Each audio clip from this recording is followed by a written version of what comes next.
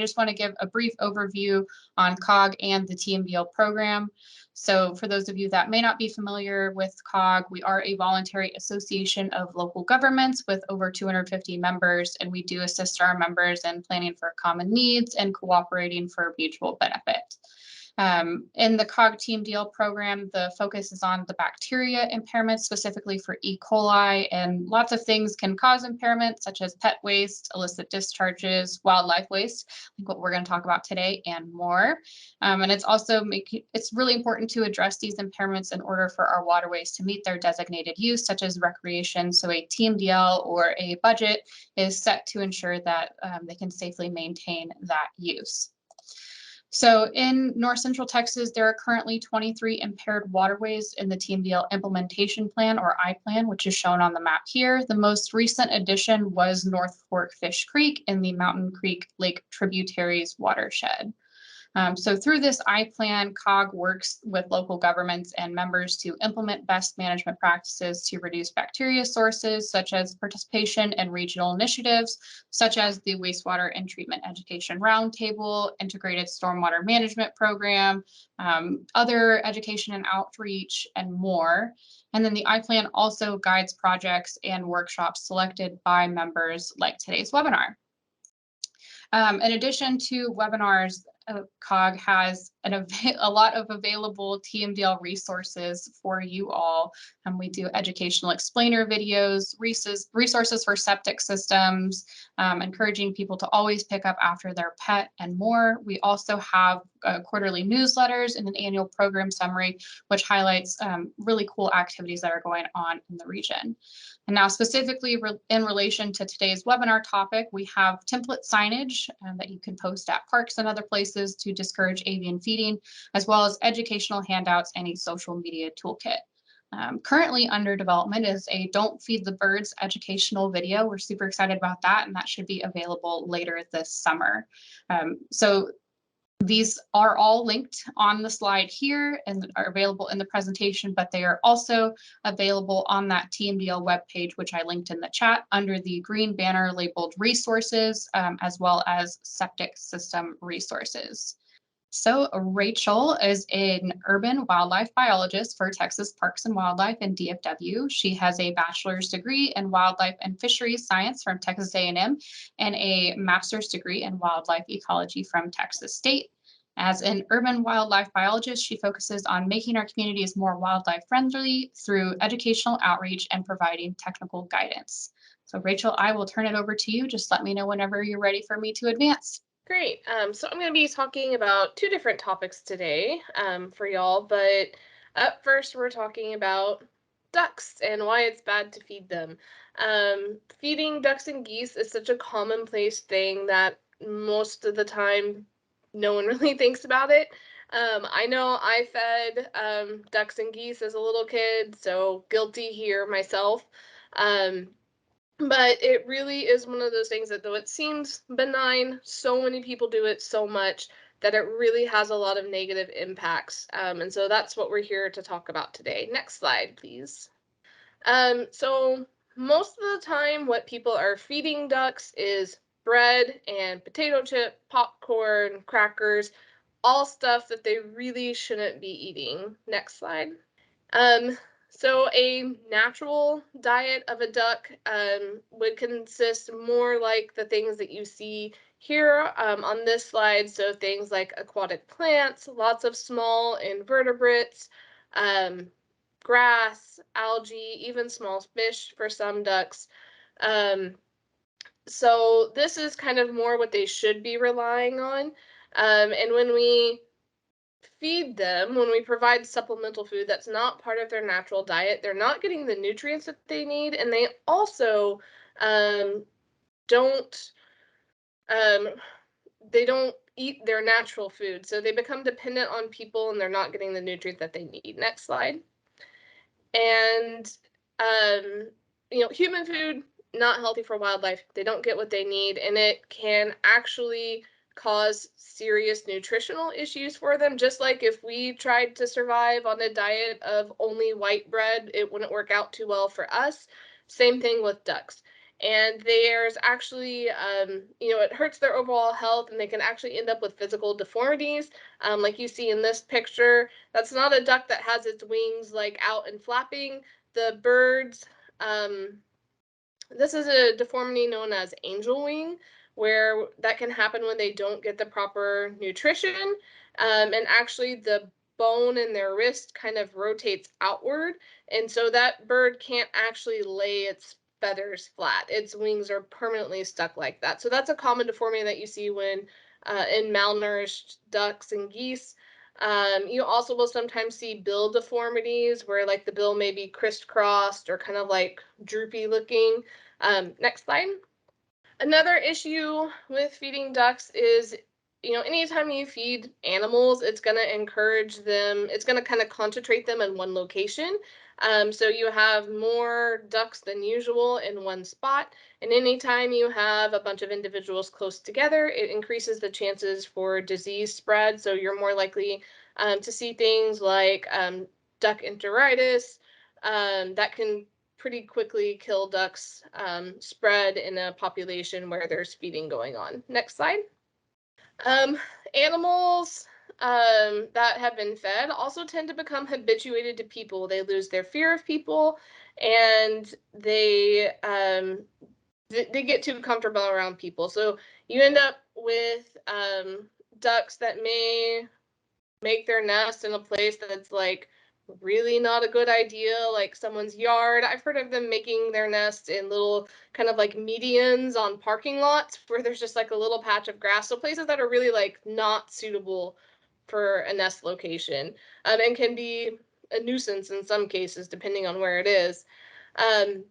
You're also more likely to have ducks end up in swimming pools. I have worked with HOAs before that have had so many ducks in their swimming pool that they actually had to close the swimming pool down because it was just overridden with duck poop and it wasn't safe to swim in it anymore.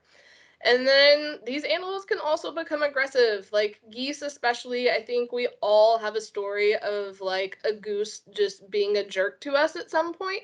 And that's something that can happen when they get habituated and they're expecting those free handouts, right? Next slide. Also, most of the species that we see at these ponds where a lot of feeding is going on are actually species that are not native to Texas. So these are things like Muscovy ducks or Egyptian geese, or ducks that are domestic hybrids. So most of these ducks are not really, they don't really belong in our ecosystem to begin with. So we're subsidizing populations of animals that the ecosystem isn't really supposed to support to begin with, and they can harm our native species in the process. Next slide. Also, feeding can impact more than just ducks. So a lot of times, ducks may not eat all of the food that is provided to them, and some of that food can be left along the sides of the pond, and other critters will come along and take advantage of that free food. So you can see an increase in things like rats and mice and other wildlife. I've heard stories of coyotes hanging around duck ponds looking for free handouts before. So that feeding doesn't just happen to ducks. Other animals will exploit that resource too if it's available to them. Next slide. And importantly, when you have too many ducks in an area, they can really have a serious negative impact on the habitat. One thing that they can do if you have a lot of ducks, they can actually trample down all that vegetation on the edge of the pond and leave you with something like this, which isn't very pretty to look at, certainly. And it also is going to cause issues with erosion and lead to sedimentation in the pond and impact water quality. Next slide.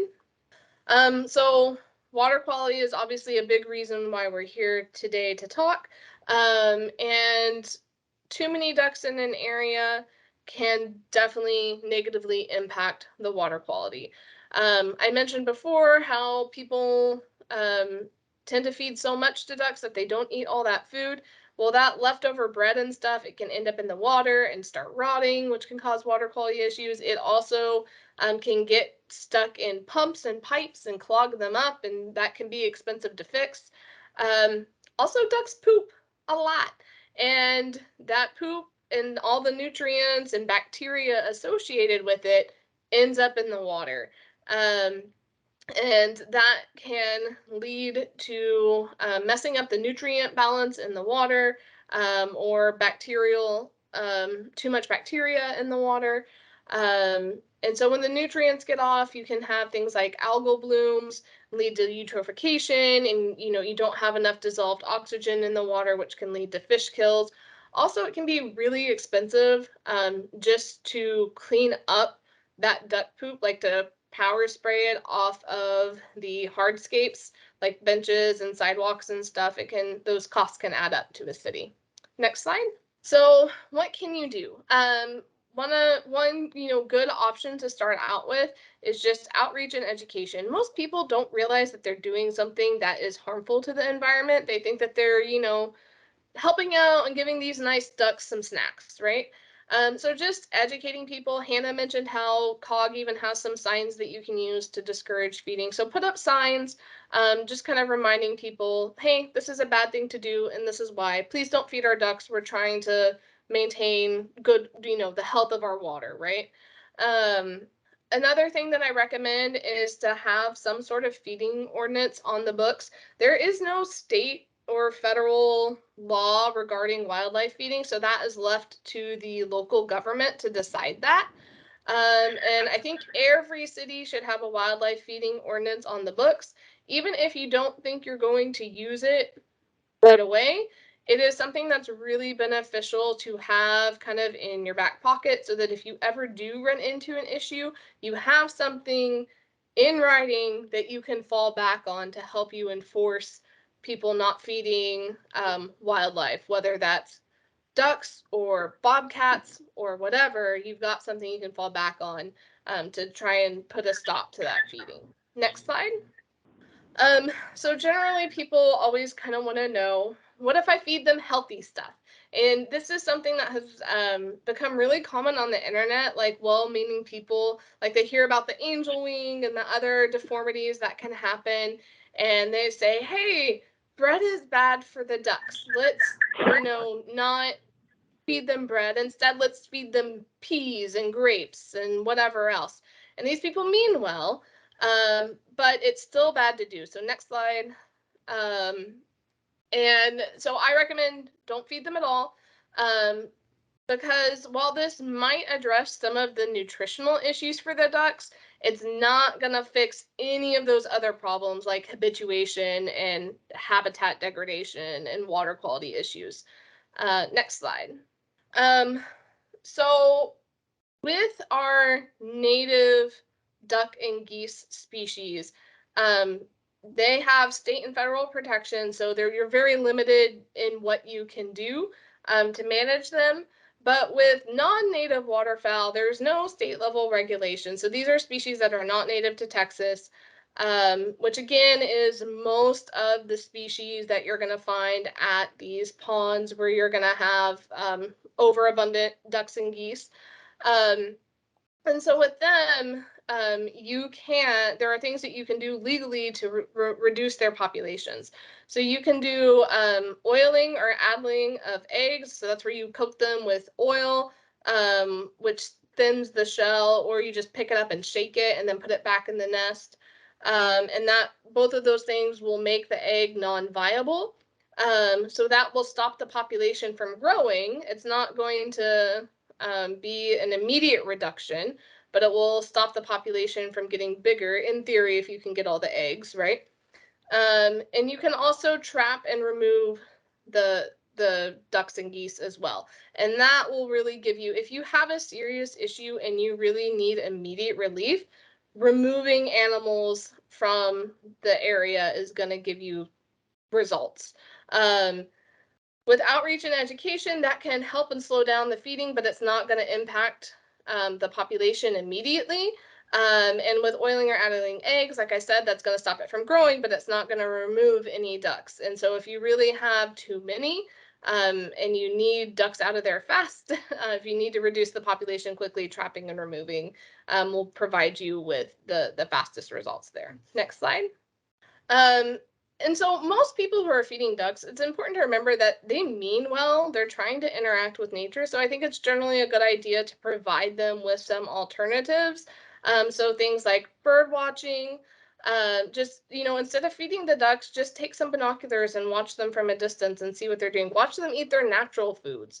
You can also contribute to citizen science projects. So what sort of critters are you seeing at the park? You can take pictures and post them to iNaturalist and eBird and help contribute to science in what we know about the species that live in our cities. You can also take pictures, and another idea would be to work to improve your local park. So is there some, if you really love this park and you really want to help the animals, the best thing to do is help improve their natural habitat. Next slide. And that's really what this all is about. When people feed ducks, they're thinking about one species, and it's much better to think about the ecosystem as a whole. And instead of just thinking about ducks and what might be good for ducks, let's think about what's good for the entire habitat. Because if we're hurting the habitat, it's ultimately going to hurt the ducks too. And next slide. And so I'll take questions, I guess, at the end of my next presentation. But if you have any questions, go ahead and type it into the chat. And also, when I'm done talking, I have a little video that one of my coworkers produced about feeding ducks and why you shouldn't do it. So I'll put the link to that in the chat. And we'll go on to egrets now. Okay, so nuisance rookeries. If you've heard of this before, you know what you're in for. If you hadn't heard of this before, then welcome to the world of nuisance rookeries. Next slide, please. This is unfortunately a somewhat common issue in the DFW area. We have if you're not familiar with a rookery, so a rookery is basically a large group of nesting or roosting birds hanging out in trees. In this case, we're talking specifically about herons and egrets. So these are colonial nesting water birds, and it can vary in size from just a couple of breeding pairs to thousands of birds. They prefer large mature trees with dense canopy cover, and they exhibit site fidelity. So typically the birds return to the same location every year. So that means if you have a nuisance rookery, they're going to come back next year, unfortunately. Next slide. So the nesting season can begin as early as February, and typically the birds will stay and start kind of leaving in the early fall, so like October. They nest in cycles, so sometimes you'll see different species nest at different times. There's multiple species in a rookery, and some pairs may nest more than once. Like if their first nest fails for whatever reason, they may lay different eggs. So you'll see babies of all different ages within a single rookery. And this is really a survival strategy that they've developed to kind of all nest together. It makes it less likely that any one of them will be picked off by a predator. And so it's kind of a cool thing to see unless it's in your backyard or your front yard. Next slide, please. So when these, if you've ever been in an area where there's a lot of birds, you know that they're noisy and they're messy and it's stinky. So when you have a lot of them nesting together, there's lots of poop everywhere. There's feathers, there's dead birds, there's regurgitated remnants of prey.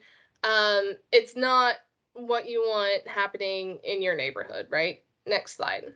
So these are the 6 species that are most common in nuisance rookeries in the Dallas-Fort Worth area. So the two on the left are kind of ones to look out for, the black crowned night heron and the yellow crowned night heron. And the reason I say look out for them, they're not typically that abundant, but they're the ones who arrive first in the season. So these are the ones that can show up and nest and make their nest as early as February. And they typically don't show up in very large numbers, so a lot of times they go unnoticed. And it's not until later in like April, when the cattle egrets show up, that people start to realize there's a problem. And cattle egrets are typically the most abundant species in a nuisance rookery. Next slide, please. So why can't we just get rid of the birds is probably what you're wondering. The birds have legal protection. The Migratory Bird Treaty Act is one of the oldest and strongest wildlife protection laws on the books. It's actually an international convention between the US, Canada, Mexico, Japan, and Russia. And the reason why it's international is because it's geared at migratory birds that may go to another country, right? So like it doesn't matter if we're doing everything that we can to take care of our birds, if they fly to Canada to nest and then Canada just shoots them all, right? Like, so all of the member countries of this agreement actually have to agree for there to be any changes in this law. So this has federal protection for nearly all species of birds. So this is not just the egret and heron law. This protects pretty much all native species of birds, or the vast majority of them anyway. And basically it makes it illegal to hurt the birds, to possess the birds, their eggs, their feathers, or their nest, or do anything that might result in the death of, you know, an adult bird, a fledgling, or the loss of an egg. Violations can result in fines and jail time, and there is a state level law that essentially says the same thing as the Migratory Bird Treaty Act, and you can find that in Texas Parks and Wildlife Code, Chapter 64. Next slide, please. So what does that mean for when we have these situations where the birds have become a nuisance? Well, it is prohibited to kill or injure the birds in a way that causes the death or abandonment of eggs or hatchlings. What that means when you have a nuisance rookery is you can harass adult birds as long as you're not injuring them, and encourage them to go elsewhere. As long as you're not injuring them, and as long as you're not risking the loss of an egg or a hatchling. So that means that there are things that you can do as long as there are no nests with eggs in them anywhere in the rookery. Next slide. But once that first bird lays an egg, all harassment and scare tactics have to stop. Next slide, please. It's important to know, though, that routine neighborhood activities can continue. So the garbage truck can go down the street, people can mow their lawns, you can pressure spray sidewalks, all the things that are kind of like normal standard neighborhood activities can continue as long as it's not going to like directly harm a bird, right? Next slide, please. At the end of the season, when all nesting activities have stopped, you can remove nests and you can remove any infertile eggs or dead hatchlings, etc. Next slide. So people generally want to know if there's like an exception to this. There is a federal permit, a depredation permit that's issued that will authorize the lethal removal of a limited number of birds and eggs. So the key word there is limited. So they're not going to issue a permit that is going to allow for the removal of an entire rookery. They might issue a permit that allows you to remove, that gives you an authorized take of about 10% of the amount of birds that are there. And that's going to apply to birds and eggs. So if you have a rookery with 500 birds, removing 50 isn't really going to fix your problem, right? So this permit is pretty limited in what it will allow you to do. However, we do recommend that cities that have dealt with nuisance rookeries in the past go ahead and get that federal depredation permit, because it can give you a little bit greater flexibility to prevent the establishment of the rookery. So it can be a good kind of tool to have to help you manage the rookery, but it alone, like lethal means alone, are not going to solve your problem. And so that permit is issued by U.S. Fish and Wildlife Service and the Migratory Birds Office in Albuquerque, New Mexico. Next slide, please. So with egrets, the key is really prevention. So you want to, because there are things that you can do to encourage the birds to move elsewhere, as long as those eggs haven't been laid. So it's all about stopping them from becoming established. And early detection is really key, because the birds, when they first arrive, they tend to be nervous. And so those sentry birds or the scout birds that first show up, they're more nervous. They don't feel like they have that safety in numbers, and they're more likely to be responsive to your deterrents. And we'll talk about what those deterrents can be next. It's also really important that the public be aware of this issue, because a lot of times people don't realize that these birds are a problem, and they have no idea what to do or what to look out for until they already have like 50 of them in their front yard, right? And so if they know what's going on, they can call who they need to call at the city early on in the game, when there's still something that the city can do about it. Instead of calling in like July and saying, there's hundreds of birds in my yard, please help. And at that point, they're very limited in what you can do. So it's really important to develop a plan, even if your community has been lucky enough to never have to deal with a nuisance rookery before. Talk about it and have a plan before the birds show up. Think about the areas in your community that have dense canopy cover. Anywhere that has large mature trees with dense canopy cover could potentially be a rookery. So think about those areas first. Talk about which department would be the lead in this. Would it be the Environmental Services Department? Would it be Animal Control? And talk about what sorts of things the city can do to help with that before birds show up. Next slide, please. So what types of things can you do if you have birds that are checking out the area but haven't started nesting yet?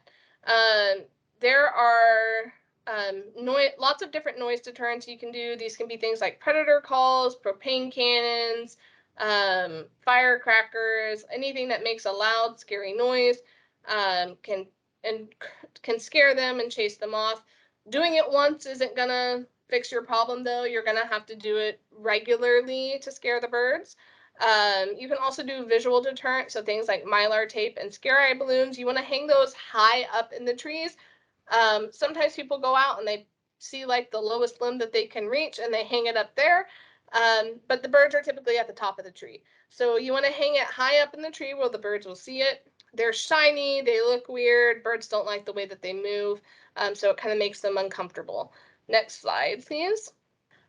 You can even go as far as knocking early nesting material out of the trees, as long as there are no eggs in the colony.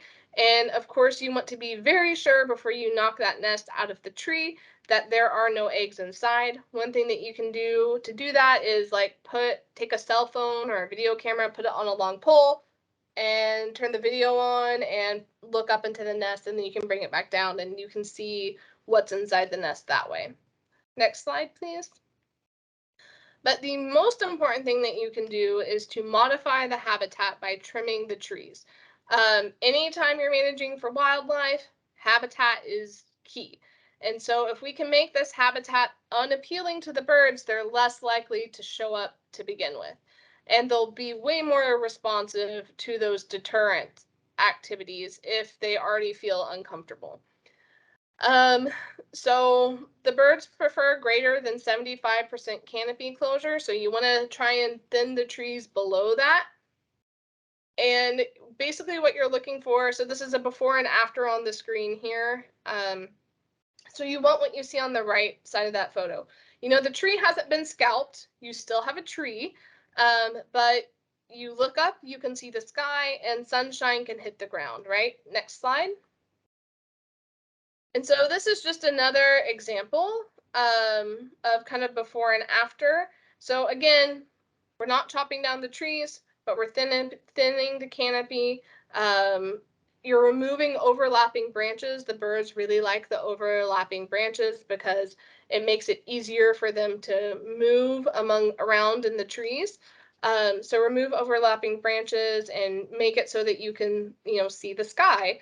And that will really help. And one of the great things about this is that it's longer lasting prevention of when you modify the habitat, that's going to take a few years for those trees to grow back. That's going to provide you a lot longer prevention than, going outside and shooting off a propane cannon, right? So that's just going to last for a brief amount of time, whereas this will give you longer protection. Next slide. And ideally, you want to start your deterrents in February. You want to have trees trimmed before February, but you want to kind of start monitoring and having those deterrents in effect starting in February and through June. And generally, if you can kind of make it to June and you're not really seeing birds trying to nest anymore, then you're probably, safe for that year. But it does require a lot of vigilance. Next slide. So given the time of year that it is right now, it's May, so it's a little bit late to kind of tell people to trim their trees for this year, right? Because the birds are probably already there, but you may not know about it yet.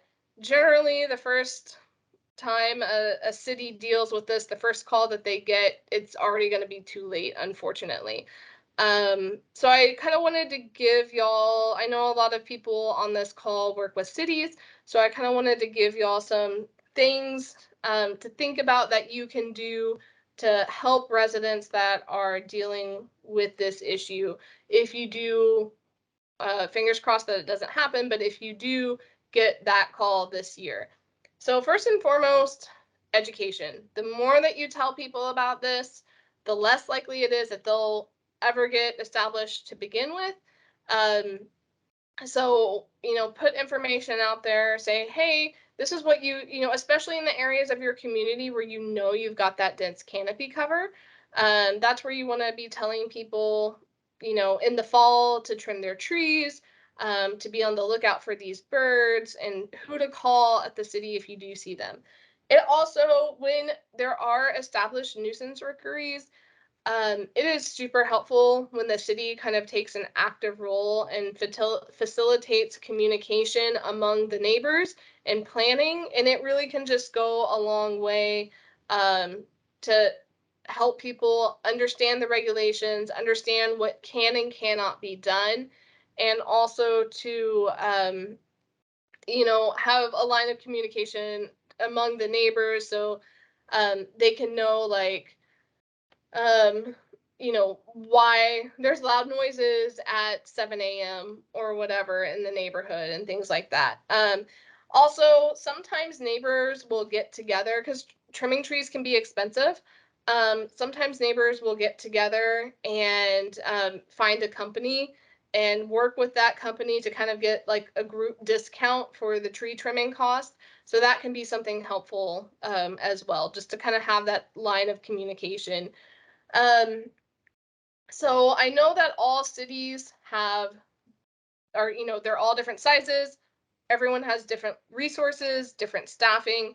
So not everyone is going to be able to do all of these things, but these are some things that I've seen other communities do that have been helpful.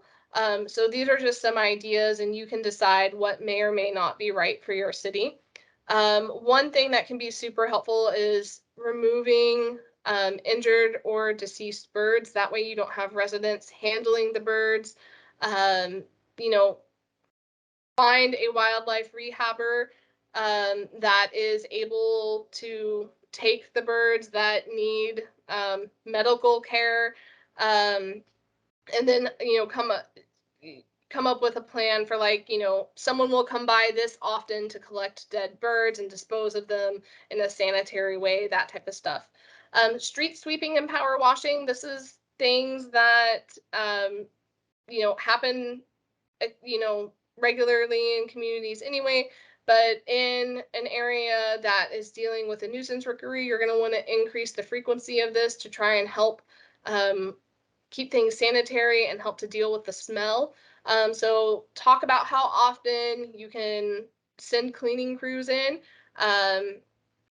to clean the streets and the sidewalks. So just the right of way, I know that, offering spending public funds on private property can be a no-go a lot of the times, but at least the right of way, at least the street and the sidewalks. I've heard of some communities, they've used an enzyme cleaner, I think called Simple Green or Simple Clean. Simple Green. But anyway, there's an enzyme cleaner that you can put in power washers that really helps with the smell as well. Offering regular surveillance can also be helpful. And again, kind of coupled with that communication in the city with the residents, letting them know, like, hey, the birds have nested, we have to stop our noise deterrents now, or even keeping track of how many birds there are, what the footprint of the rookery is. Having that information can be useful, especially when you think about how it might change from year to year, because unfortunately this isn't going to be a one-year thing. Some cities have also offered egret deterrent kits to residents. So a little thing that includes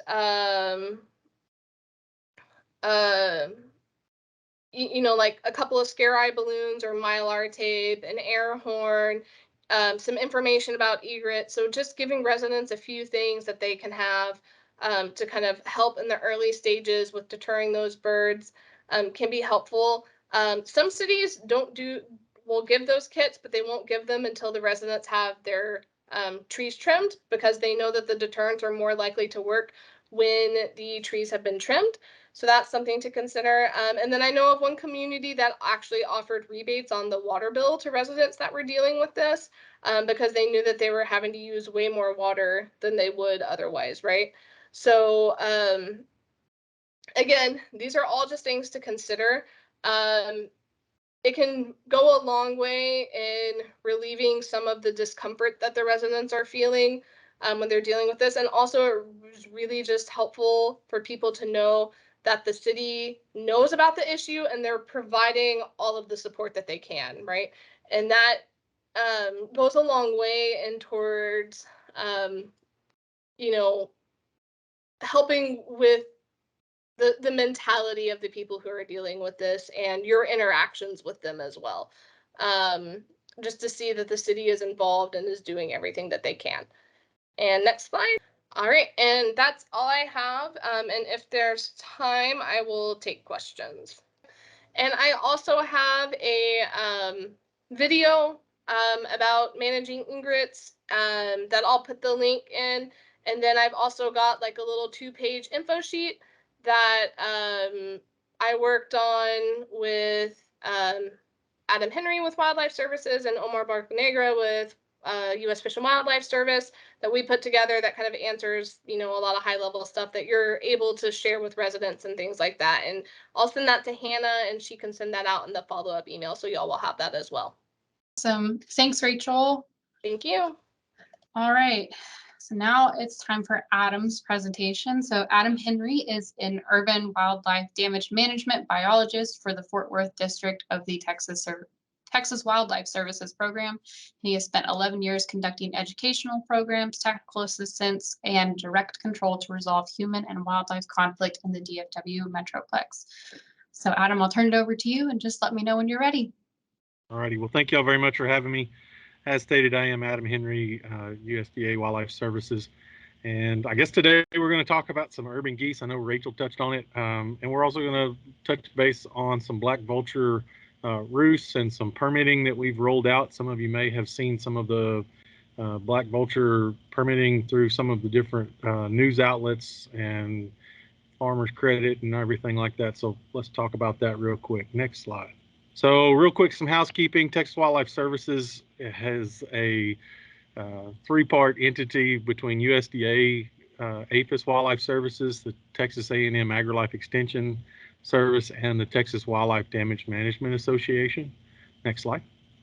And we work to protect health and human safety issues related to all kinds of things. Again, airports, bird strikes, wild animal attacks on humans and things like that, facilities and crop and ag production, livestock production, and endangered threatened species and other wildlife throughout the state and the nation on our various programs throughout the rest of the nation. So next slide. So real quick, let's talk about vultures because we have two in the state of Texas. This here is a great picture of what a turkey vulture looks like.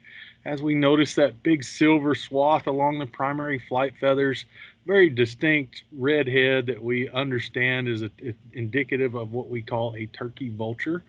And most of the time we see them roosting in the wintertime along with black-headed vultures, but the black-headed vultures typically are the ones we're going to talk about that cause more problems. Turkey vultures are strictly a scavenger bird, and they are Mother Nature's garbage cleaner and taker outer, and we need them to do that job along with the black vultures. We just need them to pay attention and act right sometimes. So next slide. And as you can see, a very distinct difference between the turkey vulture and the black-headed vulture. The big silver swath has changed from running the length of the wing. Now it's just right out on the tip of the wing on a black-headed vulture. So when you see them flying, they're pretty easy to identify once you have a trained eye on what you're looking for. Notice that turkey vulture has a slightly shorter torso and a tail. Again, just a shorter, squattier bird overall. And again, the markings on the wings when they're flying really does set them apart. And again, the black head on top there. So next slide. So as we were talking about, black vultures typically are the problem causers of the vulture world here in Texas, or at least they can kind of consume most of our complaints that we get on predation and damage on cars and structures, and then roosting in high numbers in the fall time of the month. But both of the birds fall under the Migratory Bird Treaty Act. They also have that same Chapter 64 of the Texas Parks and Wildlife Code that Rachel was mentioning on the egrets and the other birds in her program. There are depredation permits available from U.S. Fish and Wildlife when we actually need to remove some birds, and we'll get to that here in a minute. But as Rachel stated in her side, most of all of our birds, there are no permits needed to do non-lethal harassment. And again, non-lethal harassment is the basis for what we do moving forward with any of our lethal control. There's never a point where you get a permit to remove all birds. It's always in conjunction with your non-lethal control. So when you apply for that permit and go to get it issued, again, it's going to be a limited number of birds with the intent to only remove those birds that are not responding to your non-lethal harassment effort. Next slide. So as we said, black vultures, they do attack livestock. Most of what we see is wintertime roosting where they've congregated from about October through January. February, we see these large congregations of birds. Again, they can be on outbuildings around lakes. I get a lot of calls from East Texas in the fall season of birds hanging out around all of our lakes and throughout the eastern part of North Texas. The motel there was actually over in Marshall, Texas, and they were sitting on top of the roof of the motel and pecking the shingles and eating on that building a little bit and being destructive. Next slide. But this is typically what we see in our wintertime when we're on the landscape, that large congregation of evening roost sites. This is out in Graham, Texas, sometime in the fall. And there was actually a daycare directly underneath this cell tower that when the wind blew the right way, the drift from fecal deposits was laying on the playground for the kids and at the daycare. And so it's kind of unsightly. Again, they weren't necessarily causing a problem other than to the tower. As you can see, there's a turkey vulture with his wings spread out right there, and we've got a couple other black vultures that are actually sitting on that tower. So it is a potential for a mixed colony of birds in the roosting environment. But most of the time when we get the high concentration of birds, it's predominantly a black vulture that we see coming together like that and causing some of that issue. Next slide. And here we have a picture of the fall time calving season that we see throughout the landscape in North Texas. We have lots of folks that like to do a wintertime calving, early January, February timeframe. And when you have those large rookeries and roosts of buzzards, especially what we can see here is wood lots around the perimeter of the pasture, you have great roosting habitat. Most often we have a wintertime roost that happens and those birds congregate. And then on top of that, we add the fresh birthing of calves, and it's almost kind of a bad situation just compounded on top of it, because now they're sitting on a roost looking for something to go do or get into, and they smell all of the smells with birth process, and they're coming to scavenge. And in that process, we get typically kind of what we see like in a shark. We get a feeding frenzy. There's a mad rush to get mine. And at some point, either the cow potentially tramples the newborn calf, or the vultures actually start consuming and attacking that calf and the cow, depending on her state after birth. And so it is impacting our livestock industry. It is something that we don't typically see too much action in our urban areas as far as livestock harassment. Most of what we see is sitting on buildings. They potentially are pecking the rubber gaskets around your window or your windshield wiper rubbers off of your cars. They get up on our roofs and they peck on the shingles, and some of that kind of bored and looking for something to do and just find their way into doing mischievous things, at least in our urban environment. Next slide. So our typical non-lethal harassment is going to be something similar to what Rachel was talking about, the bird bangers, bird screamers. Those lasers have some effect.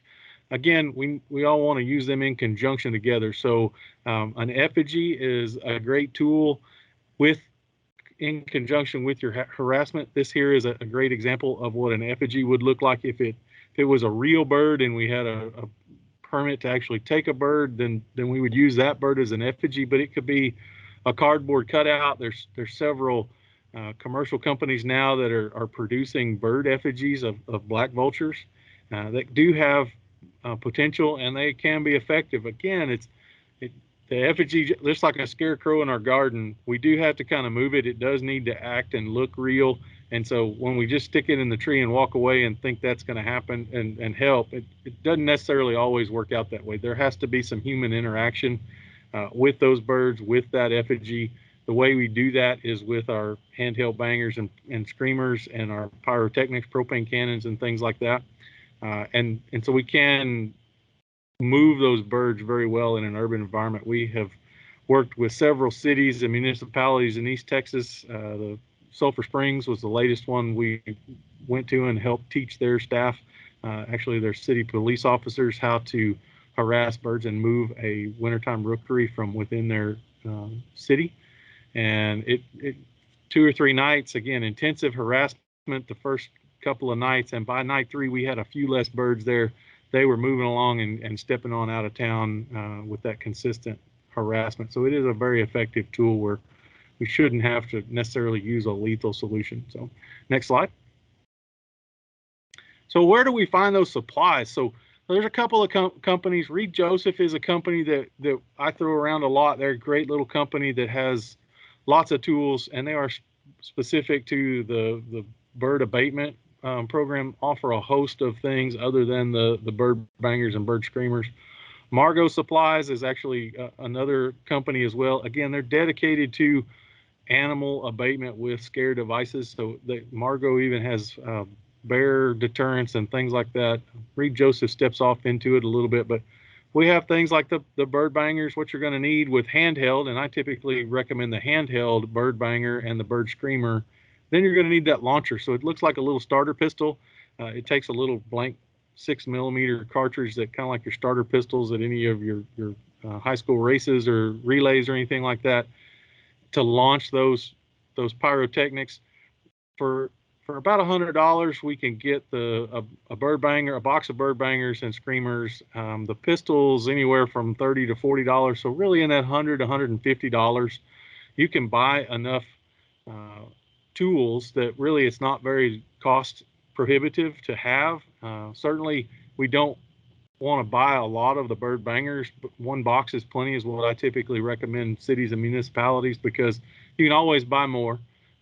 When we get to using the bird banger, it is a controlled explosive, and so once we get into the world of storing explosives, and so having more than a box, there's really no need for that. A couple of boxes is fine. We certainly don't want to buy 50 boxes of 50 or 100 pyros and bird bangers and have them laying around somewhere, because then it's just, again, there is an expiration date and there's a storage requirement through ATF on some of those bird bangers. So 1 or 2 boxes. Typically, I recommend 2 starter launchers so that we can work in pairs and you can have your staff work in pairs. That way we can tandemly, we can leapfrog and move birds out of a roost site like that. Certainly, we always want to make sure we have safety glasses and ear protection. Ear protection, I think, is subjective, but every little bit matters when you get older. You start to realize how much it mattered when you were younger and you should have had it. So certainly ear protection. The gun itself is not necessarily very loud, but it's always good to protect that hearing. And just as we would typically, whichever hand you're going to use, I like to have that side ear plugged, and then I like to leave the other ear off just so that I can hear surrounding noises, similar to what we would recommend to folks jogging in a neighborhood or something like that. Let's don't necessarily have to have both of them on. If you want to go electric ear pro, you can have the microphone on and hear your surroundings. Again, just good to have situational awareness whenever we're using all these tools. It helps us all stay safer.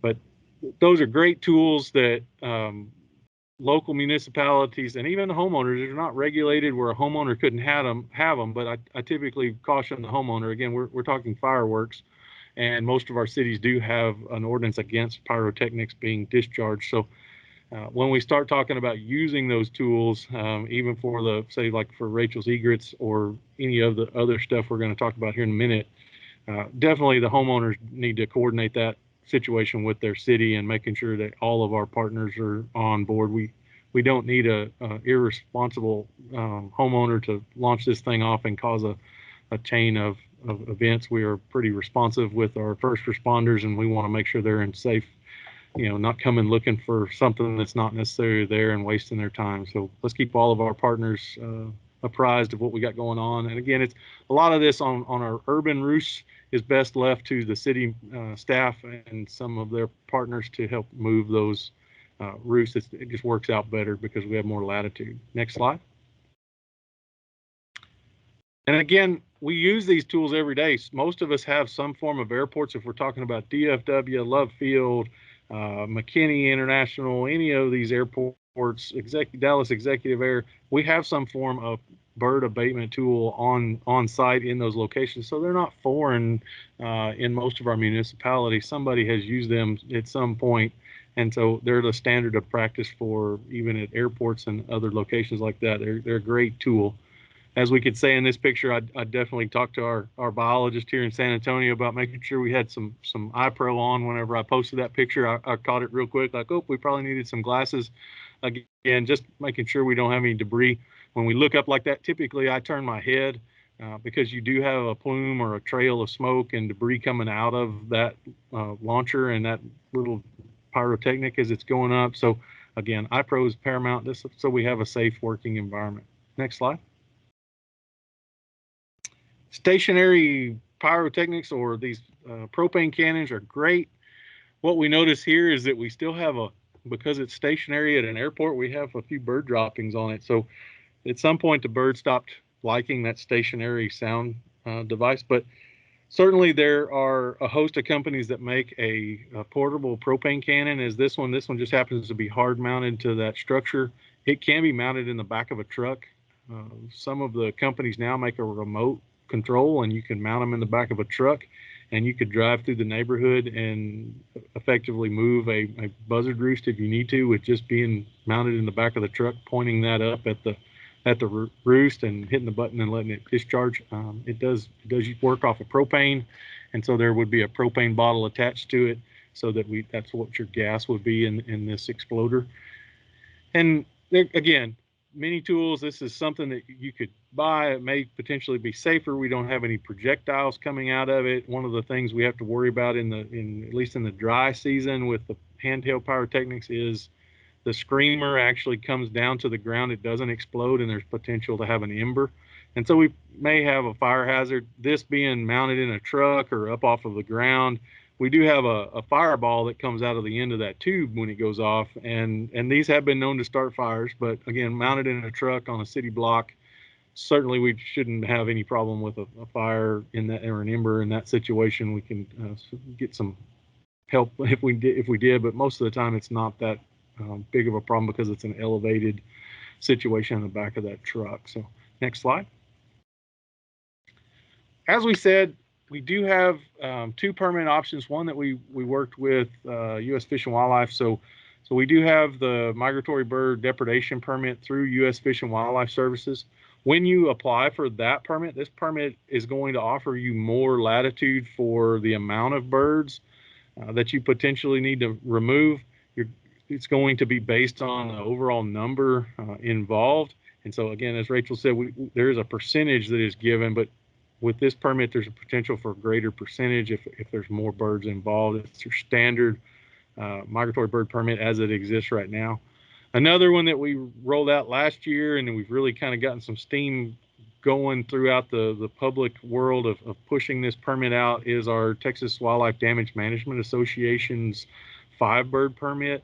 This one is really geared toward that small landowner that has just a handful of livestock, and the vultures are coming in and potentially attacking livestock. And it's something that, that 40, 50, 100 acre situation where we've got 10, 20 birds that in conjunction with our non-lethal efforts, we can assist them and get them a faster permit that allows them a maximum of 5-bird take.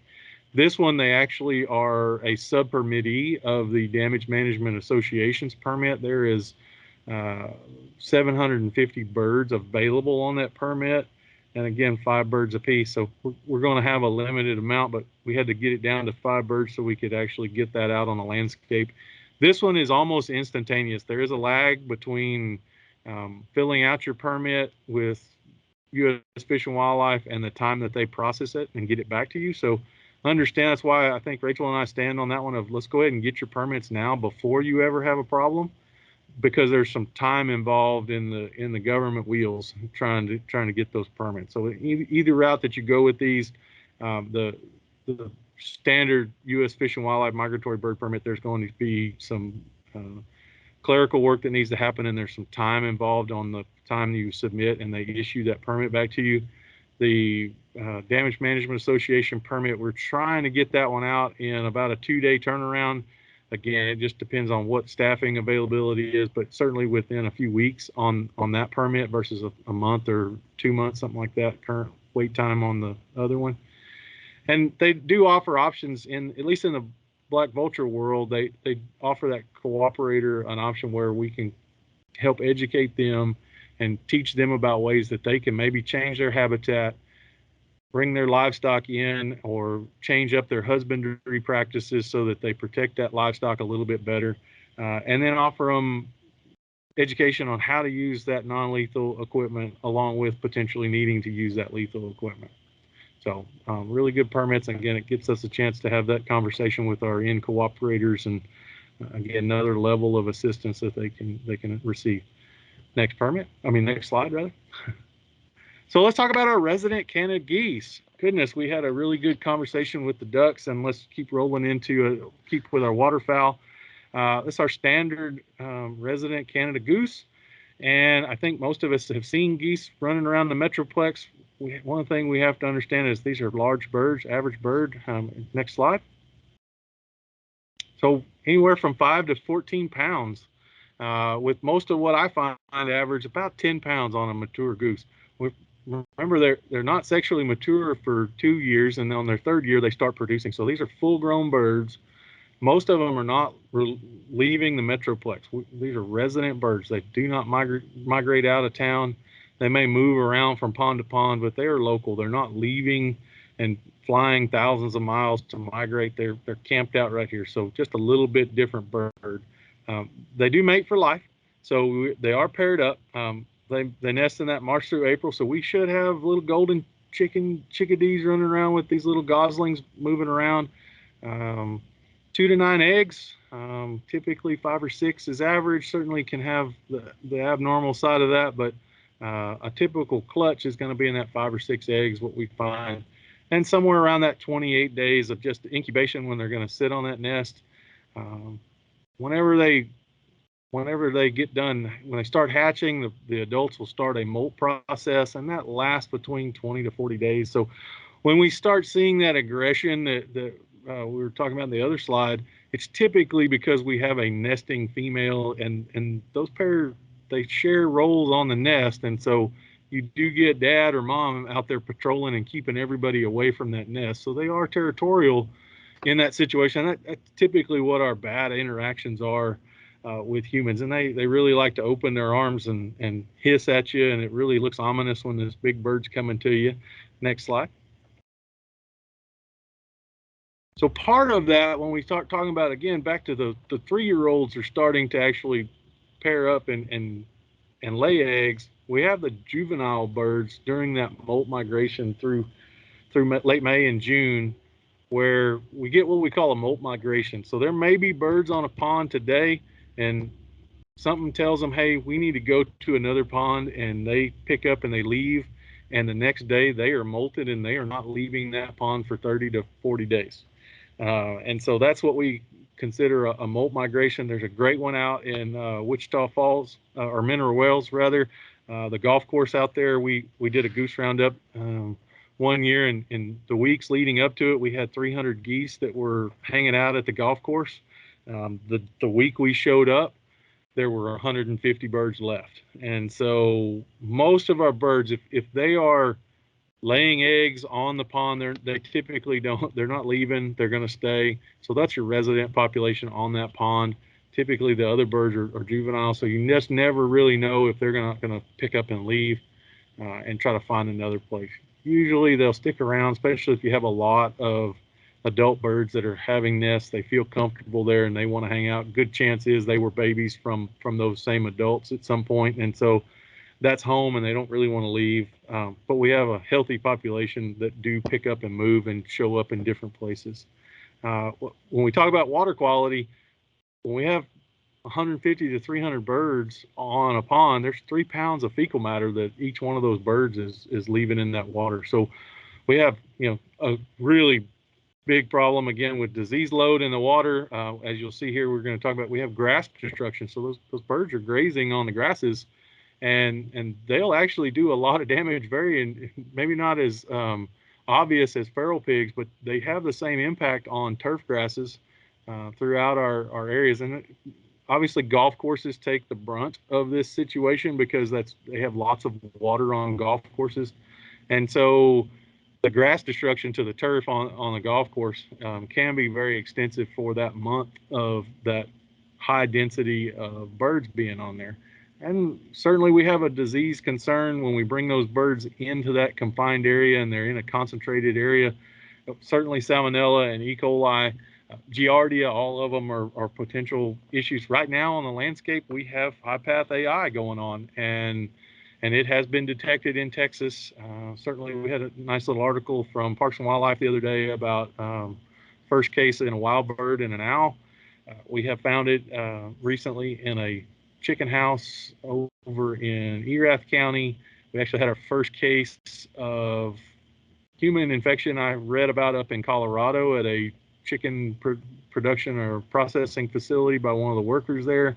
So it's on the landscape. We will be actively sampling for high path AI in Texas on anything we do going forward the rest of this year. Certainly it was something we've done periodically throughout the past years, but we are actively searching and looking for that in our efforts at Wildlife Services. So it is a concern. So definitely something to think of when we have those concentrations. I know we hate to think about having to do something with the birds, and everybody likes seeing them, but again, it's a public safety and health issue that we're looking at, whether it's the ducks or the geese as well. Next slide. So things that we can do that we typically work with our city folks at golf courses predominantly have the highest load of Canada geese. There are lights. I've seen coyote decoys used to good effect, but again, like that effigy, you got to be out there and picking it up and moving it for that to really work pretty good. Again, the pyrotechnics can work really good. There are some companies, and I've had some folks at different golf courses that use their dog. There are companies that specialize in goose harassment with dogs, and they're typically that border collie mix that is good at hurting and harassing those geese. Flagging can work. Again, it's a host of things that we have out there. Again, it's how much effort you put into it. But what we're really trying to do with any of those is just keep them from being permanent residents in that location. Next slide. And this is a great example of the type of lights that we're talking about. The light on the left here actually floats in the pond. It's nothing more than a yellow blinking hazard light, so it just blinks all night. There's some research that shows that blink or that yellow blinking light disrupts their sleep patterns, or they just feel discomfort when it's in the pond. So you can actually float it in the pond, or you can put it on a different stand or apparatus. Next slide. And really, we don't have to spend a lot. You can go to the wild side and spend thousands of dollars for that float, or you could buy something as simple as probably a $20 hazard light that we see on any of our construction right now throughout the Metroplex. Most of our cities have some of this in their road and bridge crew that they might not be using. Certainly it's something attainable. We can mount them on a piece of PVC pipe and make a stand like we have here. It's very easy to make something along our ponds and our lakes to deter those birds. Mostly, I suspect we're going to have more human actually discomfort because they're not going to like the blinky lights along the water's edge. But it's something that it's within reason. It doesn't have to cost a lot to really use that tool to help deter those birds from being a problem. Again, I'm back in that same camp with Rachel on this. We need to deter the feeding of the geese as much as we can. I just recently went to Midland back in March and actually did a duck roundup. One of the first duck roundups I've done. We're going to talk about a goose roundup here in just a minute, but I have lots of B-roll and pictures of people coming with bags and bags of food for those ducks, and they do it with the geese as well. That's something that we see in some of our areas where we have lots of geese. They do get fed as well, and we definitely need to curtail that with our ordinances. Next slide. So some of those options that we kind of talked about with the other migratory birds, again, Canada geese are in that migratory bird purview and that protection. They are covered by both the federal side and the state side, but you can register your flock of migratory or resident Canada geese so that you can oil those eggs. Now, again, it's not a right now solution.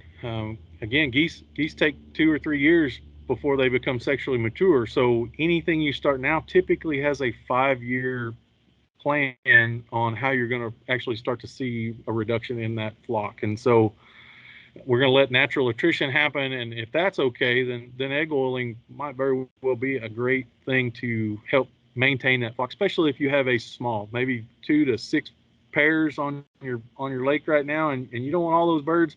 Let's register that flock. Let's start egg oiling. Egg oiling is something that is very passive. It can be done in the early morning hours. You can train your city staff when they're out mowing your parks. It's 100% vegetable oil and in a squirt bottle, and basically we're going to push the gander off the nest, and we're going to coat those eggs with oil. We're going to come back 2 weeks later, and we're going to recoat those eggs so that we make sure that all the eggs that were laid we're actively breathing. We have to understand that membrane, when it's first laid, there's a period of time where it's not actually breathing, taking in oxygen. And essentially what the oil does is prevent that egg from breathing and taking in oxygen. So you're killing the embryo within that egg. And so we have to make sure. So there's a 2-week process. I typically tell folks to come back once, set it a reminder on your phone, come back in 2 weeks and reapply, and just to make sure that nest is still there, make sure she's still sitting on it. Because what we don't want her to do, if we disturb her so much, let's say we took all those eggs out, she's just potentially going to go find a new place to lay. And most of the time when they've been pushed off a nest, they go find a harder place to find her on the second time she starts laying. So she's going to get up in some bushes, and she's going to go where she can't be found and disturbed, and it's going to make it harder to actually oil those nests, that eggs, without disturbing her even more. So let's be as uninvasive and unobtrusive as we can. Let's come in early in the morning, push her off, oil the eggs, move out, let her sit back, and then come back 2 weeks later, do it over again, and leave them right there in place. They will dissolve and hatch. Most of the time a raccoon or something else comes along and grabs them up, and then she abandons the nest, and we just don't have babies on the landscape that year. And so we effectively stop the reproduction of that one pair. And that's a great tool. Again, it's from the optics of the community. They probably never actually see you doing anything, and so it's something we can slide in and do and administer, and there's just really not a lot of opinions or public reaction to it. But it does take a long time to affect a large population. And so when we have a large bird, say 150, 200 birds, there is the same depredation permit that you can apply for.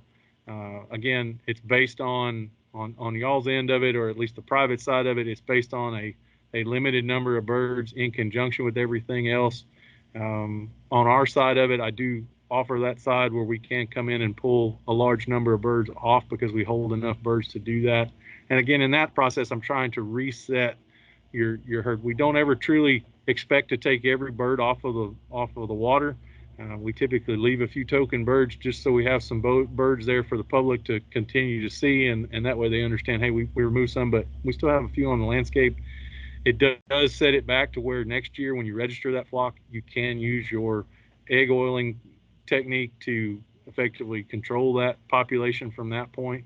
But one of the things we talk about is the trap and relocate. You can potentially trap them when they're molting. If you had a permit that allowed for the number that you could catch, they could be trapped and relocated, understanding that we have birds these birds physically can fly thousands of miles, and the standard for relocation of geese is 200 miles to take them. Again, state law applies on that. You have to have landowner permission.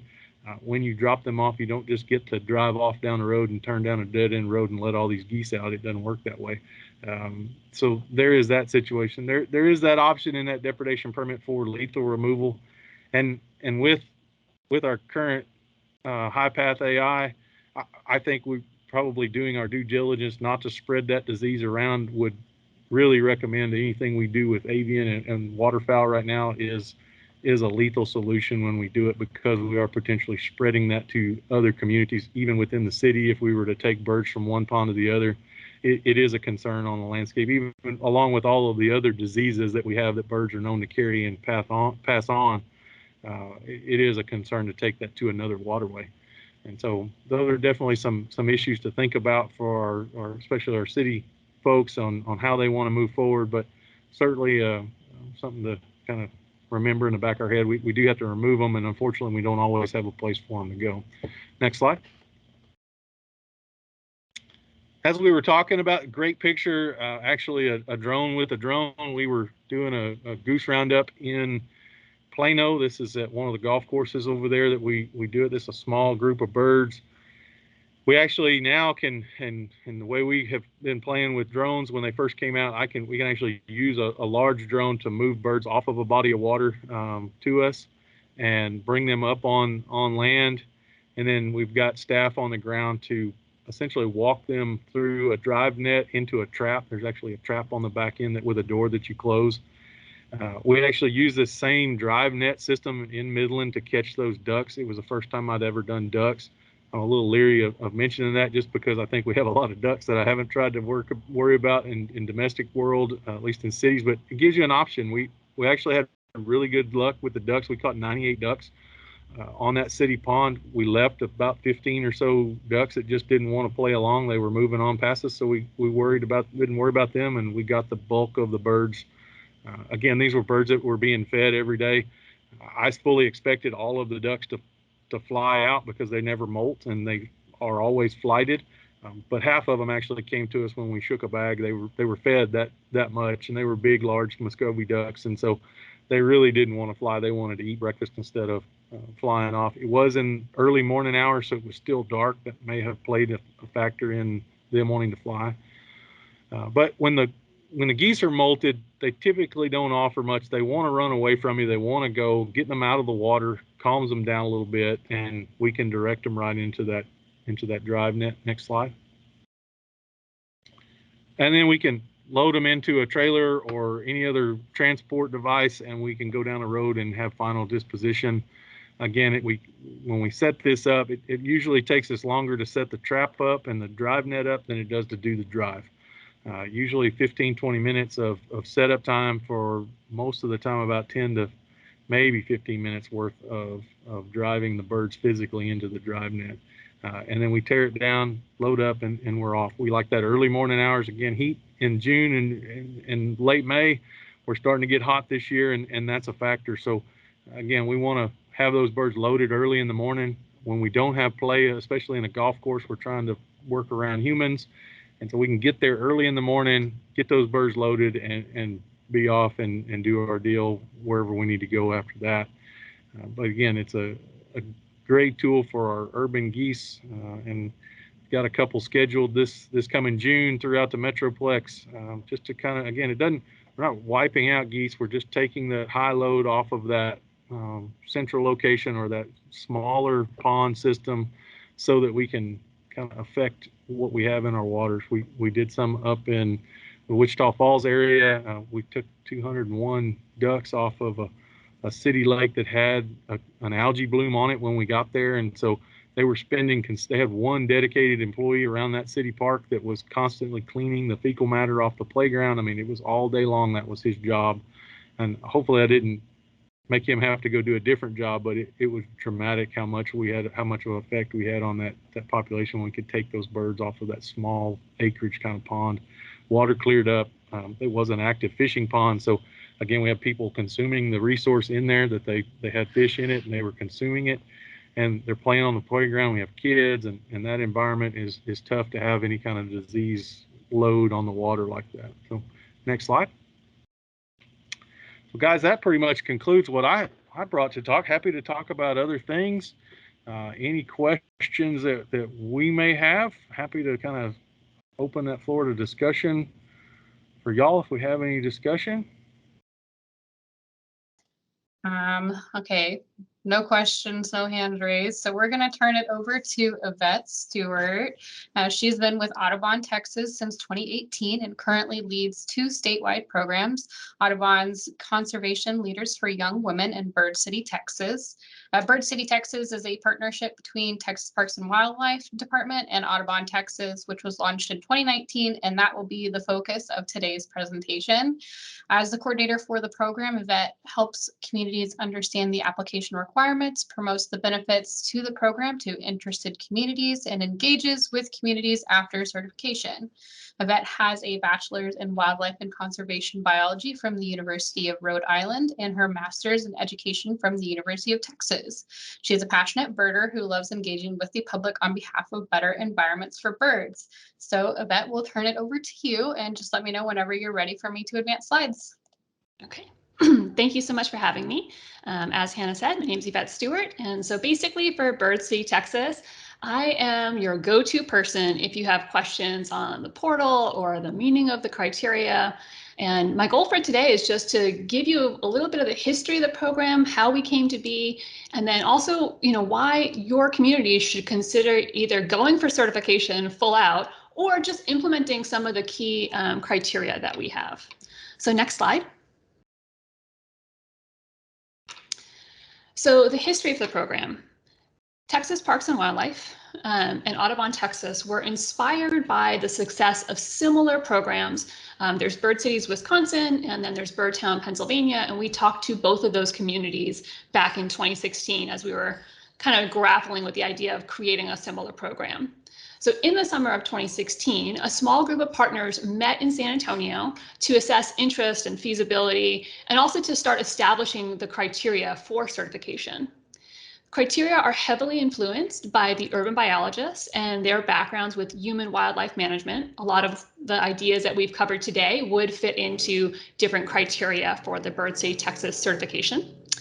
And then we also use programs from National Audubon's programs like Plants for Birds and Bird Friendly Communities. Both of these are striving to improve human and bird interactions. So the wide background of these different partners, TPWD and Audubon, Texas, allowed us to pull together a variety of criteria that would ensure the program wasn't just a cookie cutter setup. You know, what we're doing in Dallas is the same as what we're doing in Houston or the Valley or San Antonio. We know that that does not work. Everybody knows one size does not fit all in Texas. So we specifically pulled together enough different actions that each community interested in the certification would be able to pull together a program that worked best for their resources and needs. And just a quick note, my fence is being installed. They are right outside my window. It might be a little bit loud and I apologize about that. So as I mentioned at the beginning, or as Hannah mentioned, really, I'm also an educator. And so part of doing experiential education is we talk about 3 zones of learning. There's the comfort zone, the stretch zone, and the danger zone.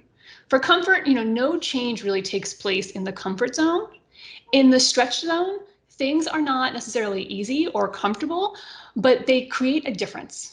And then the danger zone is more chaotic and not really beneficial. So in terms of the Bird City, Texas program, what we are going for is that stretch zone, that communities who go for certification are stepping outside of their comfort zone and trying new things to be proactive in their community in creating change. And then attaining the certification is the reward for that change.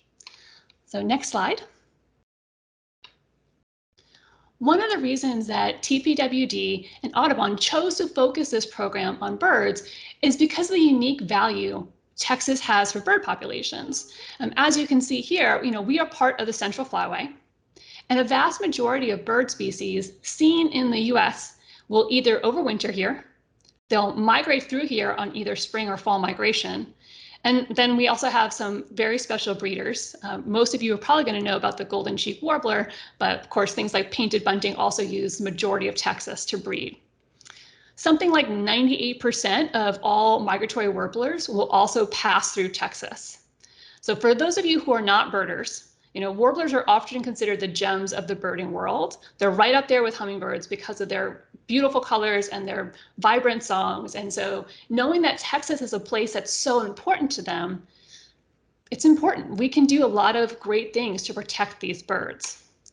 Next slide.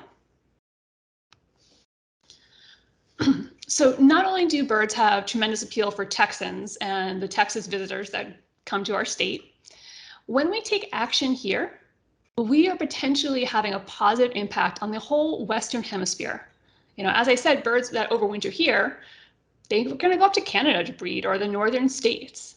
And then species that are migrating through here, they're going to spend their winters in Central and South America. So our birds here, when we make priority of protecting them, we are having a positive impact for humans and nature all throughout the Western Hemisphere. Next slide. So Bird City is a collaborative effort created to inspire communities to educate citizens about birds and to implement conservation practices that support birds and other wildlife. If we protect birds, we're going to protect plants that butterflies need. We're going to protect lizards and snakes and all these other cool species that often get people to go, whoa, what is that? So then being recognized as a bird city demonstrates a community's commitment to health and the quality of life, as well as long-term environmental and economic sustainability. Recognition is gained by taking action in 3 different categories, as well as required. So for required, there are 9 activities, and we'll get into some of those examples of those. And then for the other criteria, communities have to pick a minimum of 17 out of 48 different options. So then we have a basic status, which all of our communities are currently certified under basic. And then we have high flyer, which nobody has applied for yet. So then just focusing on basic achievable, you have to do all 9 required actions, 5 community engagement actions, and there are 14 to choose from. You have to do 8 habitat restoration or enhancement. There are 19 to choose from there. And 4 actions that help reduce threats to birds. And there are 13 options to choose from.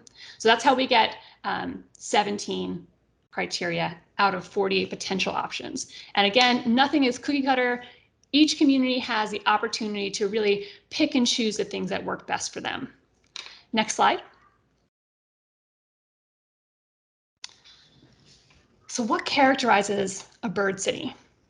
First and foremost, any community can do it, any size. And I'm going to tell you about the different sizes of our currently certified communities in just a moment. But the main thing is there's a willingness to listen to science and plan for long-term engagement. Trying to engage with our passionate public and our professionals, as well as trying to spark those who aren't traditionally considered nature enthusiasts or who don't come out to other community types of actions and activities. Also, I just want to highlight on this page right in the middle there, it says makes management decisions based on science. And then it also says long-term and sustainable decisions. So both of those require that future vision, and it also requires understanding. And if we don't understand exactly, reaching out and trying to make sure that you're enacting the criteria to a specific level. Again, we'll talk about criteria in a moment, but I just wanted to emphasize that factor. Next slide. So here are the different communities. Okay.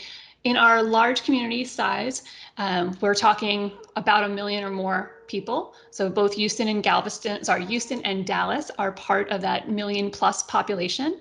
San Antonio is reaching up that way. In the middle, we have Galveston. Galveston has about 52,000 residents. And so that's a nice size community there. And then we have a fair amount of small communities. And for us, we're talking about less than 10,000 residents. So Surfside Beach is one of my favorite communities to highlight because they have 662 annual residents. They have some more winter Texans who pop up, but they are a very small community. And they put a lot of consideration into the actions that they took to get certified. So again, any community of any size can really attain this Bird City, Texas certification. You just have to be diligent, and you have to be willing to take the steps that are outside of your comfort zone, really kind of reaching to create the healthiest habitats. Next slide, please.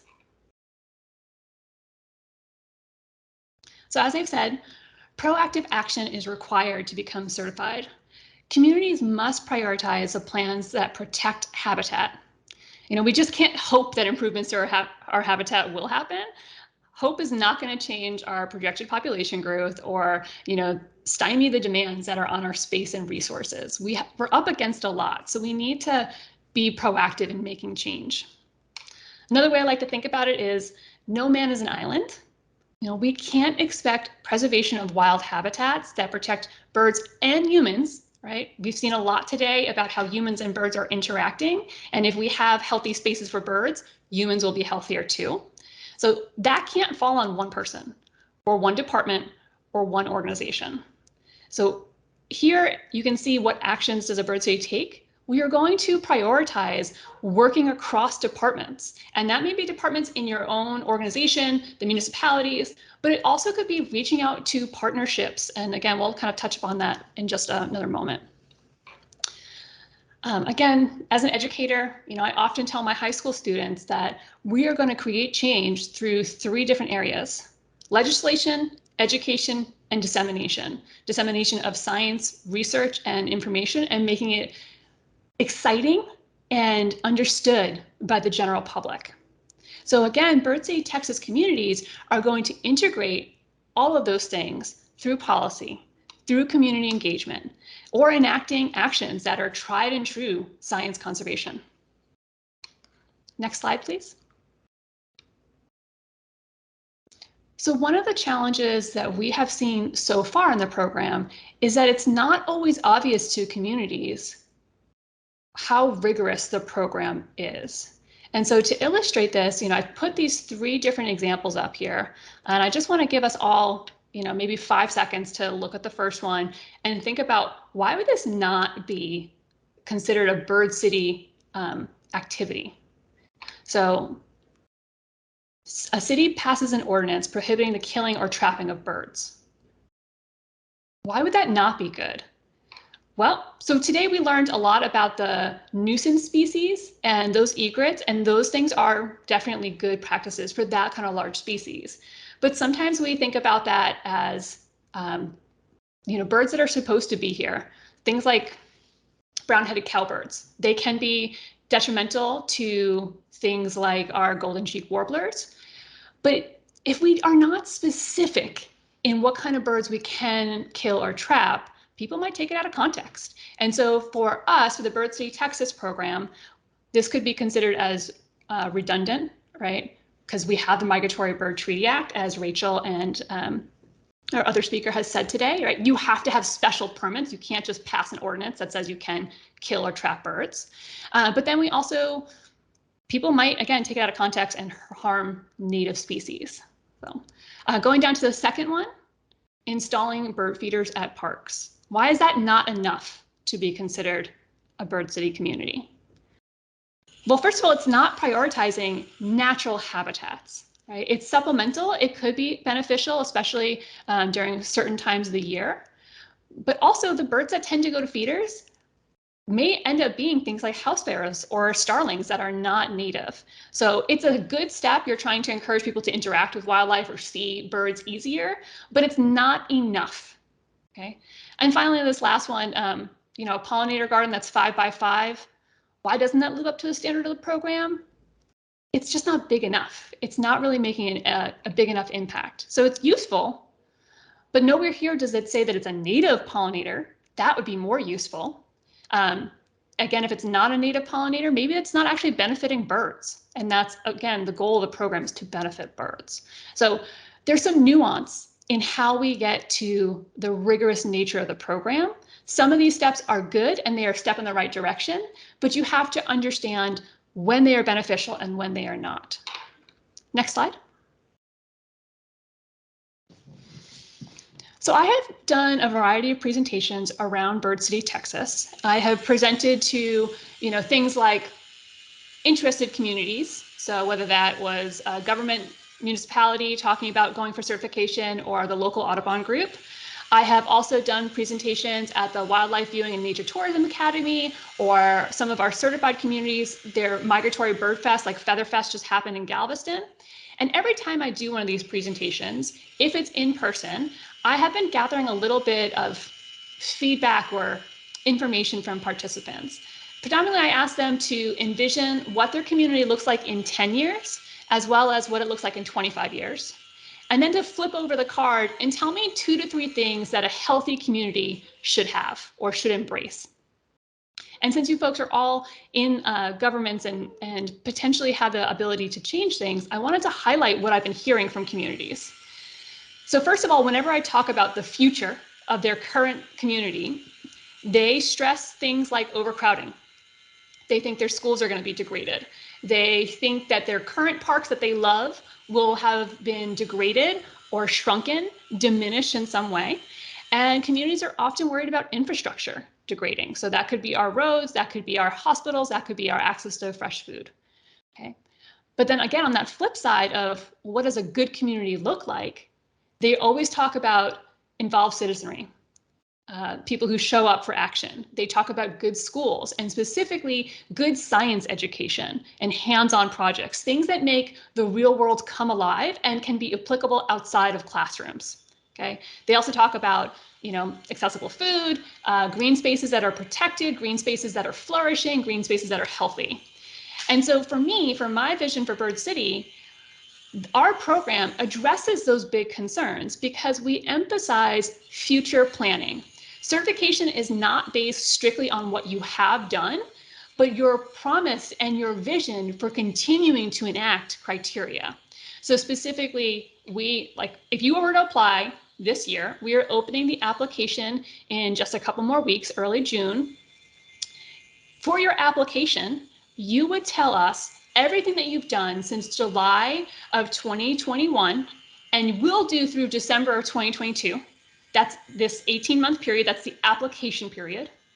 And then you specifically have to tell us what you will do in 2023, 2024, and 2025. That's that future planning aspect. Again, you have to be proactive in action. You can't just hope things will change or that your current measures will be consistent enough. Make a plan to continue to build and grow the program, continue to protect your wild spaces. That's what this program is all about. Next slide. So again, expectations. How can you potentially reach this rigorous standard if it's just your department or just your government? You can't. You need partnership. You need to reach out to the local parks. You need to reach out to the school department. Again, I was at Featherfest in Galveston recently, and they were talking about how applying for this certification created opportunities for reaching out to new partnerships. And they've had incredible success. People that they had never talked to before are super engaged and excited to be doing these different actions. Okay. Part of our criteria is a collaborative body. Well, who do you invite to participate? Who has not traditionally shown up? Why haven't they shown up? Can you go talk to those people to motivate their local community to come help your entire community get this certification? Partnership is the way forward for getting a Bird City, Texas certification. And in that partnership, you have to have SMARTY goals, right? Specific, measurable, attainable, or achievable, relatable, timely, inclusive, and equitable. Those things, if you can create a plan for action that really has specific metrics attained with it or attached to it, and then you can go forward and invite different people to get involved, that's going to be so much stronger than if you just keep, with one department working on these things. So SMARTY goals are really important for the program. It's what most successful folks are going to do. And then lastly, we have learned through our program, through those stakeholder and those pilot years, most communities do not get the certification on the very first try. Most are going to not pass and then come back and get recertified. So again, highlighting Surfside, they applied originally in December 2019 for certification in 2020, and they were turned down. They had done a lot of good work, but not quite all the way. We talked, I helped them, they asked me questions, we had multiple meetings. They came back and applied in December 2020 and were certified in 2021. All of our first year communities, so Dallas, Houston, Bastrop, and Port Aransas, actually I shouldn't say Port Aransas, but the other three, they were all part of our pilot program. And so they applied in a small little cohort in 2018 and did not get certified. They came back in 2019, took some of our feedback, redid their application, and those guys were certified in 2020. So it's really important that communities who consider going for application or for certification do not get waylaid by not achieving it the first round. Again, this program is very rigorous, and we came to that decision based on that conversation with similar programs across the country. So again, Bird Cities, Wisconsin, Birdtown, Pennsylvania. There's also Birdtown, Illinois. There's 9 different programs like ours, including one in Canada, and Texas is the most rigorous. Go big or go home. That's how we do it in Texas. Okay, so next slide, please. Okay, so here are a couple of different required actions. So the first one that all communities have to do is that collaborative body. Again, how do you invite people to participate that have not traditionally shown up to create a different environment? You have to think outside the box. It can't just be Audubon chapters and Texas Master Naturalists and your own parks department. You really need to think about your school districts, your churches. Who are the motivated people in your community? So that's R1, that's a collaborative body, something to think about. Some of the other actions that seem intimidating to people would be our education requirements. So we all know if you're working in bird conservation and probably in municipalities, cats and birders, or cat lovers and birders, don't always get along. We can sometimes really butt heads because we're very passionate about the particular animal that we love. And so talking about cats indoors can feel like a third rail, like it's dangerous to touch it. But for Bird City, Texas, all we require is that there's education information available. So resources on the website, flyers at your local library, some way that you are talking to people about how cats can be problematic for our native bird species. And that's it. It's just starting the conversation. So much change requires a little bit of effort and talking about those uncomfortable things. And I'm sure our folks who were talking about urban rookery management could also, emphasize how that can be a touchy subject for passionate people. And so just start the conversation. Similar for lights out, people don't always realize how lighting is affecting our migrating birds and how it can cause birds to become into our cities when we really want them to pass over our cities, right? Light can be very disorienting. A certain color of light can be disorienting. How those lights are positioned can be problematic. But we tend to think of lighting as safety for humans, and we don't tend to think of it as potentially dangerous for wildlife. And so having that conversation, having those resources available. And lastly, bird collisions. Again, it's just education. It's just explaining to people that birds don't understand reflection. We do, humans do, but birds that are migrating through our towns for the first time or for the 5th time, they may still not understand what windows are. And that's why we get a lot of those window collisions, especially in places where we have high rise. And if you are a small community like Surfside Beach, you may think, oh, we don't have to worry about that. But 44% of collisions happen with residential buildings. So next slide, please. Okay, so community engagement. I'm going to read, these are kind of the shortened blurbs here, but let me just read to you what this fully says. So engage community and partners in long-term, greater than 5-year, local bird monitoring programs that incorporate eBird or iNaturalist. So this is a great way to have folks coming into your parks and taking the time to really observe what's happening there, right? When we are taking time to observe our native species, we start to realize that they don't need to eat those bread pieces or the frozen peas that we want to bring into the park. And so this kind of community engagement can go right along with the other topics that we were talking about today. When we take time to monitor what's happening, you create more naturalists. You create more people who are in tune with what is positive and what is negative for our environment. Okay. Again, engaging public parks or museums. Who shows up to our museums and who doesn't, and why don't they? When we have, public park activities, or we can engage those kind of non-traditional environmental education spaces, you can create change in your environment. So that's what we're trying to do with this community engagement criteria. And so again, there are 14 different options here. These are just some of the ways that you can do it. And if you're like, hey, our community is tight, we don't have time to do all these different activities. A, partnerships are key.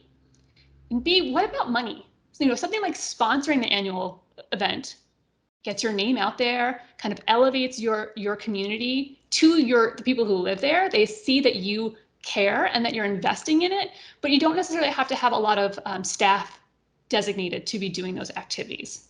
So, next slide, please. Okay, habitat and enhancement and protection.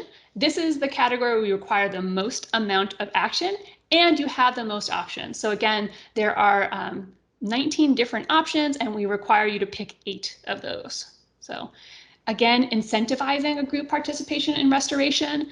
Somebody else had mentioned earlier about incentivizing groups to manage those urban rookeries, so can you give them a discount on their water bill if they are not dealing with so much waste cleanup?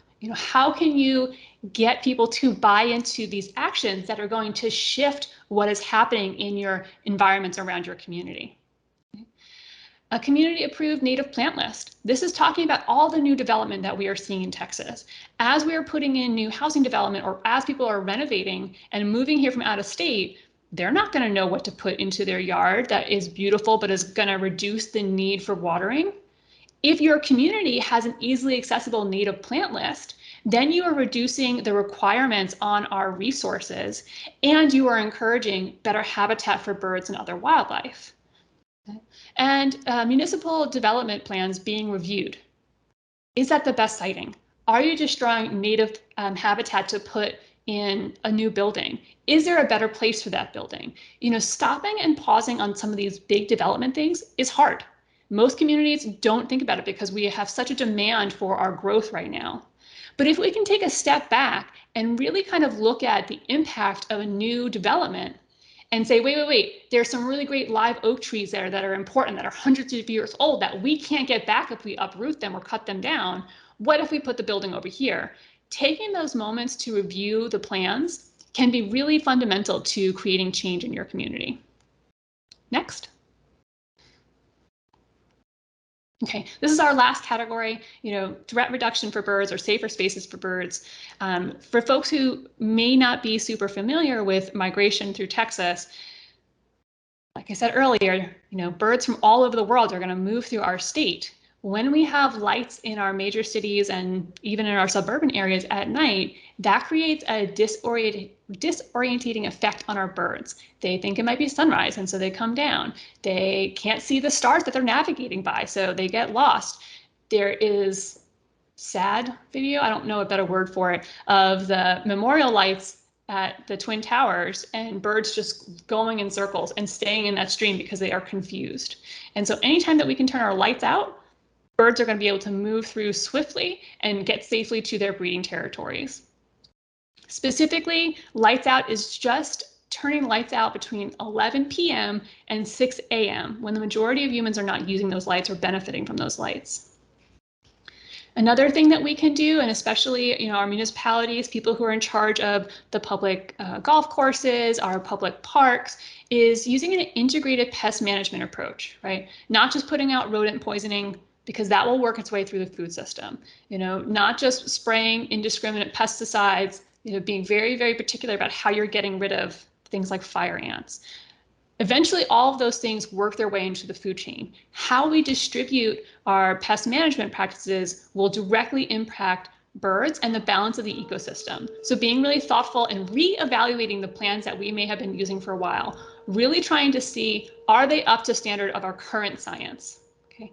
And of course, we've already talked about feeding ducks and how that can be problematic for all of our water needs. But that's just another activity that if you are implementing the things that were talked about today, you are one step closer to certification. It's one of the, I was going to say easier, but it's probably not easy. It's important ways to reduce threats for birds and people. Next slide, please. Okay, so why would you do all this? Why would you go through certification, or why would you cherry pick some of these criteria to enact? Well, there is a US Fish and Wildlife study from 2011, and it was a study that had happened, I think, every 5 years for a while before that. They changed the format in 2016, so we can't pull out the same data anymore, but we know that wildlife viewing and especially birding has continued to grow in between 2011 and now. And so while our numbers aren't up to date, they still really highlight an important idea about the value of birding. So first of all, people are going to interact with birds in all different ways, from feeders in their backyards to visiting zoos and you know, things like the falconry programs that we have across Texas. So people love to show up to them. People spend tons of money on birding. So $107 billion in birding expenditures in 2011. You can imagine how that has grown in the last 10 years. Okay, it's continued to go up. We look at COVID. How many articles did you see in the first 8 months of COVID that talked about the value of green spaces for people's mental health and for their physical health, since they couldn't be in buildings anymore? Okay.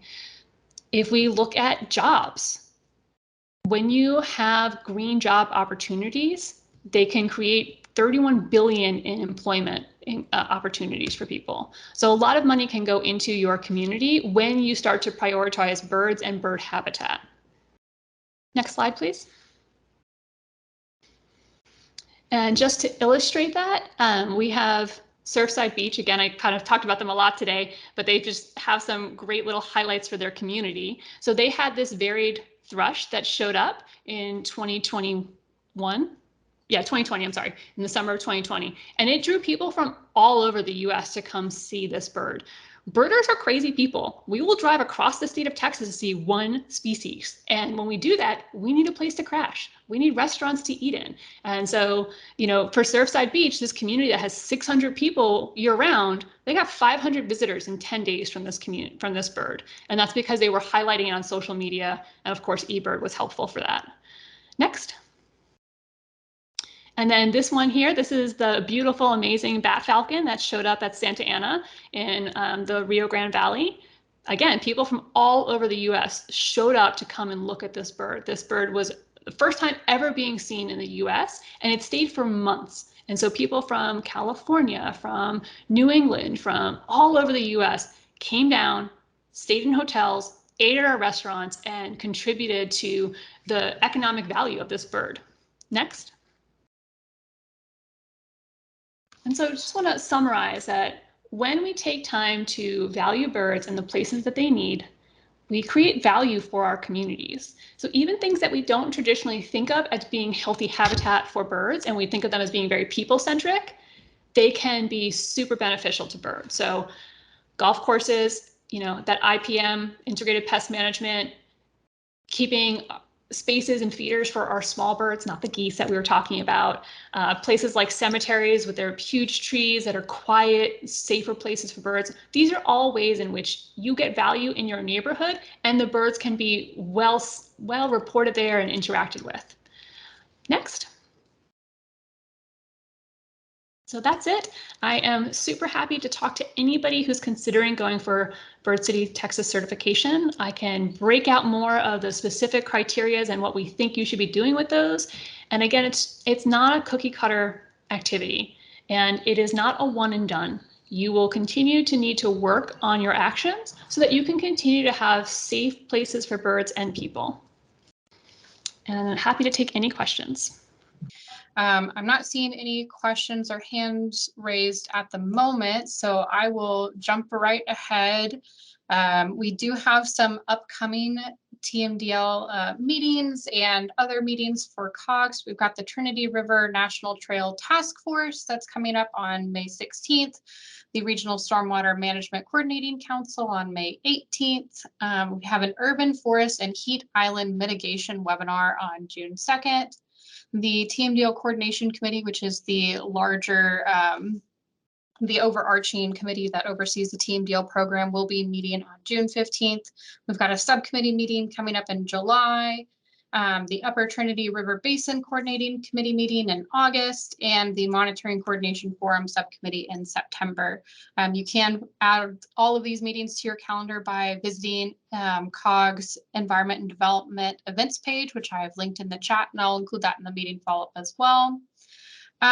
So just as a reminder, again, the slides have been posted online. The link to the recording will be sent out once it's been made available. And if you have any questions, please do not hesitate to reach out. My contact information is listed on this slide and will be included in the follow-up as well. But not seeing any questions at all. So hopefully we gave you all the information that you guys needed. I wanted to give a big shout out to our three speakers, Rachel, Adam, and Yvette. And with that, this webinar is now adjourned. Thank you all.